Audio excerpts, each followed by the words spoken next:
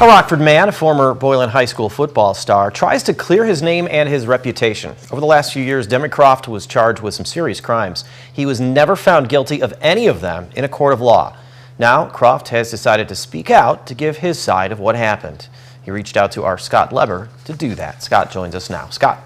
Demry Croft is one of the most talented quarterbacks in Nick 10 history, maybe the most talented. He set numerous school records when he was at Boylan through his senior season in the fall of 2014.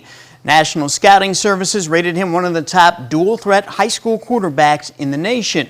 But his football career and his life went off track, first at the University of Minnesota and then at Tennessee State and also here in Rockford. Croft was charged with multiple counts of rape, sexual battery, and domestic violence. Croft, though, was never found guilty of any of those things. The charges were all dropped. Croft feels like he never had a chance to tell his side of the story on these matters, so he reached out to me a couple weeks ago. I agreed to allow him to do that, so here is the first part. Why did you want to meet with me today? Why did you want to do this interview? So today I wanted to meet with you, Scott, because for the past couple of years I've been going through a lot of different things off the field. Legal case-wise, and prior to that, I had left Minnesota kind of on like a limb, on a weird question. Everybody wanted to know why I left, but here's today. I'm ready to start and tell that story. Here's what happened to Croft in Minnesota. He was the Golden Gophers' starting quarterback under head coach P.J. Fleck during his redshirt sophomore season in 2017. He had some great moments, like the Michigan State game when he passed for 3 touchdowns.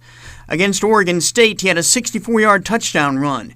In a win over Nebraska, he set the Minnesota rushing record by a quarterback, rushing for 183 yards and scoring 3 touchdowns. For that, he was named the Big Ten's Co-Offensive Player of the Week. There were also some rocky moments. Croft's passing was inconsistent. His completion percentage was below 42%. But the rockiest moment that season came off the field. In the middle of the season, Croft was suspended indefinitely after he was accused of vandalizing a door in an apartment complex on campus. That's when Croft's relationship with Fleck disintegrated.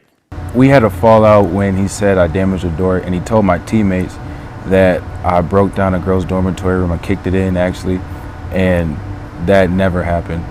There's a video for that. There is. Croft's father, Robert, recorded this video on his phone when it was emailed to him by a member of security on Minnesota's campus. First, it shows Croft waiting to enter the apartment, unable to get in because it was locked. You'll notice the door handle is attached to the door. A few minutes later, 2 female residents enter through the door, and that's when the door handle falls, apparently broken. Then Croft entered. So it was a regular apartment complex, and I was going to visit a friend of mine. It looked like there were 2 other young ladies who came in before you. Yeah, I didn't know who they were. They were just random people that lived there too. It looked like they maybe somehow unlocked the door and then you followed them in. Is that what happened? Yeah, the door handle dropped when they pulled on it, opened up the door, and it dropped on it. Did you at any point tamper with the door or do anything before those 2 young women arrived? No, not at all. So you did nothing to the door to damage it in any way? No, sir.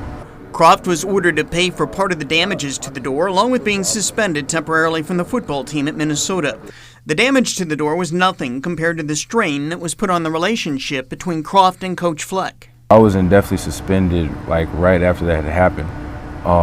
Never really got a chance to tell my side of the story. So you did talk to Coach Fleck about the door incident, or you did not? Oh, yeah, we definitely talked about it because he indefinitely suspended me from the team. It's just I didn't get to actually voice my opinion on his decision from that situation. At the end of the 2017 season, Croft was ready to leave Minnesota. He transferred to Tennessee State, where his football career again got thrown off track when he was accused of rape. Bringing Croft's version of what happened there tomorrow night. Eric? Thanks, Scott.